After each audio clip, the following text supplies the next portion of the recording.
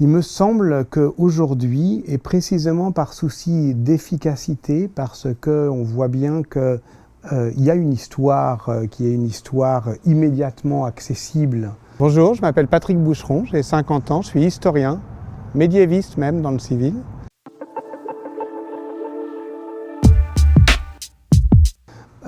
Et qui prend, elle, des raccourcis qui sont des raccourcis déplaisants, réactionnaires, par exemple.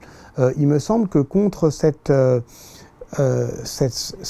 effet entraînant des grands récits, on ne peut pas se contenter simplement d'être perpétuellement en déconstruction ou en déception par rapport à ces récits. On ne peut pas dire tout le temps « c'est plus compliqué que ça », machin, de déconstruire et de retenir l'émotion. Je pense qu'il faut, face à l'énergie de la fable, avoir des récits qui sont également entraînants, différemment entraînants, mais également entraînants.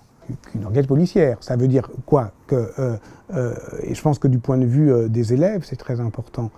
Une enquête, ça veut dire que, voilà, on a des choses sur la table, tout le monde a les mêmes, on joue avec le même matériel, voilà, et ce matériel, il est dispersé, il est indiciaire, et de toute façon, le passé ne vient vers nous que par les traces qu'il laisse, les empreintes, soit ce qu'il dit ou soit ce qu'il tait. Bon, à partir de là, on va combiner. On peut le faire à plusieurs, mais à un moment donné, il y a quelqu'un qui enquête et qui dit « je ».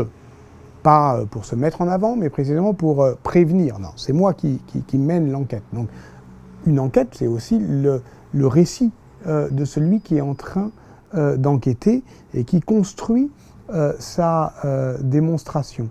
Et puis, à partir du moment où enquête se dit à la fois pour quelque chose de très scientifique et quelque chose de très littéraire, ça veut dire que peut-être que l'histoire, comme pratique aujourd'hui, est à un moment où on n'a pas à faire le choix entre transmettre un savoir et partager une émotion.